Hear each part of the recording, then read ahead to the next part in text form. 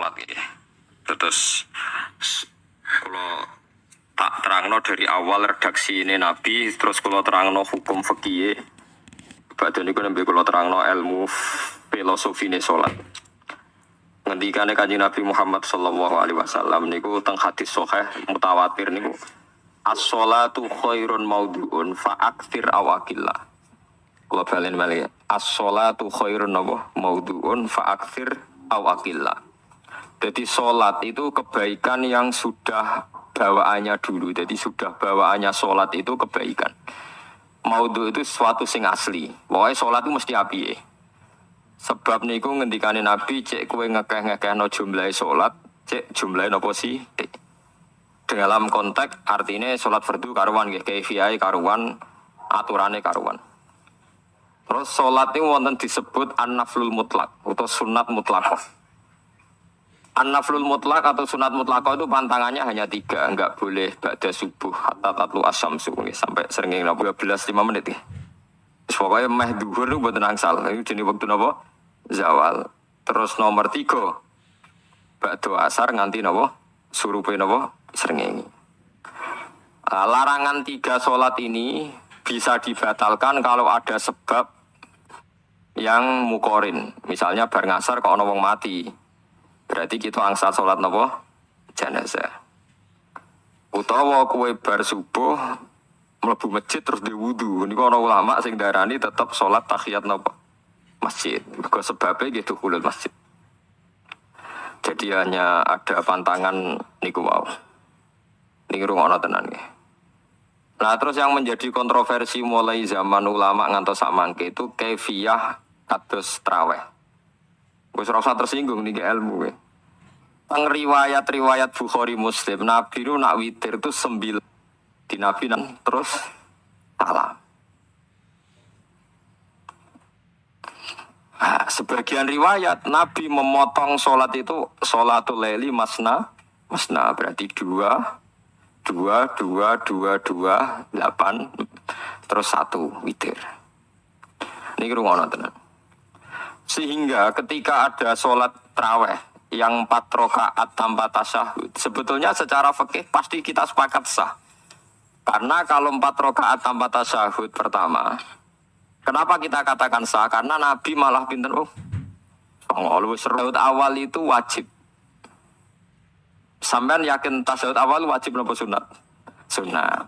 Artinya khasnya hukum sudah masalah karena yang ditinggal artinya tasyahud awal yang kita yakin itu hanya sunnah. Tapi mudah sari serah cocok itu tidak ada masalah kan. Dalile apa ya? Dalile ra cocok. Lah sing darani masalah padahal darani tasyahud awal iku sunnah. Kowe salat zuhur tasyahud awal sunat atau wajib? Sunat. Nah, sunat tuh khas ya, ditinggal batal lho ora. Mboten. Tapi nek sing ra cocok ya batal. Hukum ono cocok ra cocok. Mboten iki kula terangno. Nah, tarawih itu yang kontroversi ini teng kitab Majmu' karangan Imam Nawawi. Ya akal-akalane tiang-tiang niku. Kula nganti sakniki kan mboten nate ngimami, tapi nggih akan dani imam. Kowe niat ngakali pangeran, tapi pangeran bakali ya ora kena. Ngeten, iki dawuh Imam Syafi'i. Tarawih itu kalau terakhir kan pinten? 3 rakaat nggih. Oke, yang terakhir witir 3 rakaat itu 2 rakaat sampean niate witir napa-napa? Witir. Setelah 2 rakaat sampean salam ndak? Salam itu menjadi sholat teraneh di dunia. Karena kue muni witir tapi jumlahnya 2. Nah, itu sholat teraneh napa di dunia. Terus sampean muni ngene, mboten Gus maksud kula niku 3 tapi lurus sih. Nanti ada. Karena tapi rokaatnya sehingga jangan kira engkau 2 tapi ini nanti 3. Nah, itu makanya setiap bilalnya atau matinya kan solu sunnatan rakaataini minal witri. Jadi diumumkan sholatlah 2 rakaat tapi yang 1 paket dengan cicilan witir lah. Itu lucu. Karena Anda sekali bilang itu witir berarti Anda bohong kan, nyatanya 2 rakaat. Tapi kritiknya Imam Syafi'i ini kan lucu. Imam Syafi'i yang imam kita tuh mengkritik. Itu sholat aneh kalau begitu. Sholat tuh kalau sudah salam itu dianggap sholat mustaqillah. Sholat yang mandiri. Nggak bisa sholat kok berta'aluk dengan sholat setelahnya. sholat itu kalau sudah dimulai takbir, diakhiri salam ya selesai dan menjadi sholat. Sebab itu seharusnya witir agak resiko ya orang rokaat langsung tasawuf awal, terus tambah rokaat kan terus mirip maghrib lah, mirip maghrib. Tapi itu kan masalahnya nggak populer juga. Ini tiap kali solu sunatan minal witri. Kemudian ono minal witri kan? Itu kalau diterjemahkan sholatlah kalian paket witri. Bingung. Itu cara pangeran bingung tenan ngadepi. Nah, makanya itu dulu kadang yo muga-muga sepuro pangeran iki ora usah ngono. Jadi nak sholat ya. Nak cara Sayyidina Utsman itu memang beliau bilang 2 rakaat itu berdiri sendiri. Karena sholat itu setiap 2 rakaat selesai. Setelah salam itu selesai. Nanti yang witir ya 1 itu. Makanya 2 itu ora usah ana witir-witiran cara Sayyidina Utsman. Muga Nabi dawuh wa autir bi wahidatin. Kemudian sholat Anda yang 2 itu ditutup witir. Berarti ya yang sholat kedua ya usolli sunatan ya biasa saja nafal mutlak. Enggak usah nyinggung-nyinggung nopo. Witir, okay. Loh ini penting sekali karena nyatanya ada witir kan. Jadi ini perlu sampean ketahui sholat itu memang banyak masalah di secara fikihnya karena tadi kalau sampean niat witir setiap sudah salam itu kan berarti selesai dan berdiri sendiri. Lah kok suwe-suwe nak rakaat sing terakhir batal lah berarti sing ngarepe melok batal. Mergo sak paket koyo capres ben apa? Cawapres. Ora iso salat kok ono.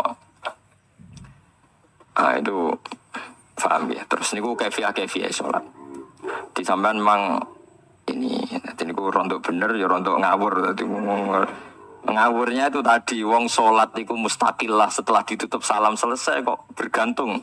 Hanya nasib 2 ini kan bergantung setelahnya kan. Mana ada sholat kok sudah ditutup berkaitan. Mulane kula niku nak witir ya ora tau tak niati witir. Wong kula ora cocok mbek pengumuman niku ora pati cocok. Tapi kan kula makmum. Ramalek dihisab kan cara salah ya. Usolli sunatan anut imam teng ati kula pun sesuai. Nah, salah ya malah salah, nak bener ki malah napa? Bener tepak-tepakan wonten mawon. Salah mbek napa adat. Piye. Itu intinya Imam Syafi'i harusnya punya rasa malu orang yang mengatur sholat sedemikian rupa. Sebetulnya sholat itu niatem salam, niat duha ya untuk tahiyat masjid, niat tahiyat masjid nak nek waktu duha ya untuk duha. Karena wis barang apik, piye-piye tetep apik. Ngono dadi ora usah ribet-ribet niat ngono bae wong barang apik. Paham ya? Tapi kan sederhana kan sebenarnya kita tidak perlu bulat. Tidak perlu apa? Bulat. Paham ya? Semua ulama yang bilang tidak disunatkan itu enggak ada yang memfatwakan hak batal kalau berjamaah. Jadi tidak ada yang bilang dikatakan batal kalau jamaah. Cuma tidak disunatkan jamaah. Tapi Rasulullah itu pernah main di salah satu sahabat. Di kenangan nanti tinggi sholat sinten Rasulullah. Ternyata Rasulullah ketika sholat anak-anak dan istrinya yang sakit tadi ikut jamaah dan Nabi membiarkan. Gorinya enggak disunatkan apa? Jamaah. Itu makanya Imam Nawawi bilang sholat-sholat yang enggak disegerakan tahajud bersama nanti kalau rada tangkep murah usah. Wong sing ngeloni bojone lagi ibadah, bojone ibadah sing ora enak. Mergo jare Nabi wis jelas wa fi budi ahadikum sedekah. Tadi kowe iku malah lucu. Wes ibadah kok baca apa? Ibadah. Dadi sing ngeloni. Ngeloni ra kudu ngeloni bojo, ngeloni anak iku napa? Ibadah. Tak ono ro. Nang ngeloni bojo gak di masa depan ngeloni apa anak. Ngeloni anak ki napa? Ibadah. Contoh kalau tahajud bersama oleh tetapi baiknya bergantung sejauh mana yang dimasalkan. Sekali dimasalkan dan hanya orang kan sepakat kan nak ngumpuli bojo ibadah, kabeh ulama sepakat kan. Dan itu penggemarnya banyak. Counter HP. Resiko agama dikomentari kan tinggi. Makanya tidak usah dimasalkan. Sing kelon ya keben, sing turu ya napa. Keben karena turu ibadah kan. Ama wali. Saking seneng ibadah nganti janggal. Ono gak wali sing makome kaya aku. Dikisono wali sing sawu turu kecuali salat fardu. Iku wali sing setingkat kuwe. Nanti sama Gusti, tapi ini kok turah tuh ya takokno sesuk kena apa kok turah? Gak ngerti ya, aku di wong kene. Boleh tak takoki kenapa jenengan turah tuh. Wong turu ora iso maksiat. ngakoni dhewe jebule alim kuwe lek ya dadi turu iso dadi wali. Ke wong turu ora ngarah zina, ora ngarah maling, ora ngarah ngrasani. Terus mergo turu apa? Turu. Tapi itu tiru. Lagi kan cerita ilmu ora kudu setuju nih iki ilmu. Paham ya terus. Kalau sholat yang kesunatannya itu udah jamaah, sebaiknya jangan dipaksakan jamaah. Karena nggak ngerti HP aku bos. Di sirron. Kapan bongi dirono ya? Kalau zakat wajib itu sebaiknya diumumkan supaya orang tahu bahwa dia sudah melakukan kewajiban. Tapi kalau zakat tidak wajib sebaiknya sirron, sebaiknya rahasia. Begitu kan sholat, makanya kesunatannya sholat berdua jamaah. Tapi selalu potensi riya, sum'ah, pamer itu ada sehingga ada sholat-sholat yang dari awal didesain supaya ada kelihatan orang. Yaitu sholat nggak usah berjamaah, terus baik di rumah. Semua ulama ijma sholat sunat itu baik di rumah apa di masjid? Di rumah. Di rumah, di dalam kamar sama di kamar tamu, ruang tamu baik di dalam kamar. Bahkan Nabi nyebut sirron begini, misalnya kayak tahajud, disunatno bengi-bengi ben ra wong roh. Disunatno ning jero kamar ben wong ra roh. Jebule jamaah kan jadi aneh kan. Tapi kan nentang ya goblok ngumpul. Makanya aku wong alim dadi bingung. Bingungnya itu mergo akeh ilmune ora kok koyo bingung.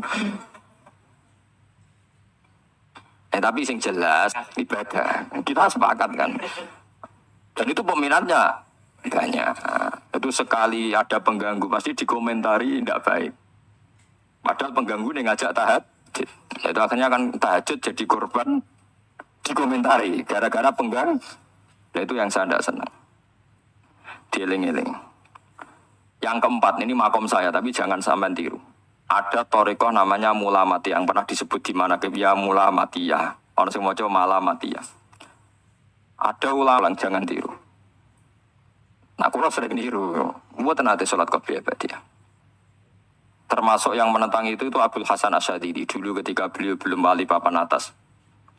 Ulama Mulamatiyah itu kalau katoan itu dengkulnya ketok. Jadi rodok katoan cekak.